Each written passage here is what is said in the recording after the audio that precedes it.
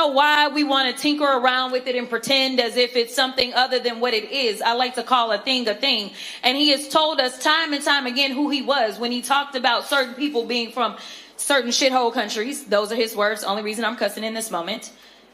When he said things like they are eating the cats and dogs.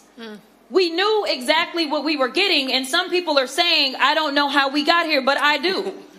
Because we know that dehumanizing, I believe that you said something to the effect of cruelty and humiliation are the point.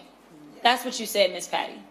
Because when we look at other places, say places that did things like, oh, you know, go door to door, looking for people, as they had to hide out, say in an attic. Does that sound familiar to anybody? Or the images that I have seen of people being attacked by law enforcement, whether we're talking about dogs or fire hoses, it seems very reminiscent of something that we have seen before in this country.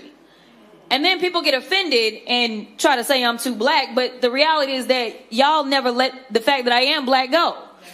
So I'm going to be clear about one thing. I know my good black history. And so when I look and I say, and I will say it loud and proud because the DH secretary had a few choice words for me, but this looks like modern day slave patrols. And they have been sanctioned by this Supreme Court.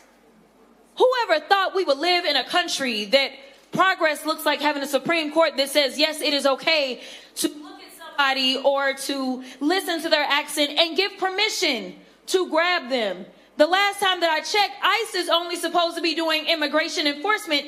And right now we have a record number of U.S. citizens that have not only been arrested, but as we saw with Renee, that have been killed, that have been maimed, that have been bullied, that have been brutalized, that have been unlawfully arrested. Y'all, we are living with an abuser right now. That is who Trump and his administration is. And frankly, I think we all have a little bit of PTSD. But if you know anything about a domestic abuser, the one thing about them that you need to know is that they are some of the biggest cowards that you will ever find. What they can't stand is when you actually fight back. And so thank you so much for everybody in Minnesota. But it is time for our entire country to stand together.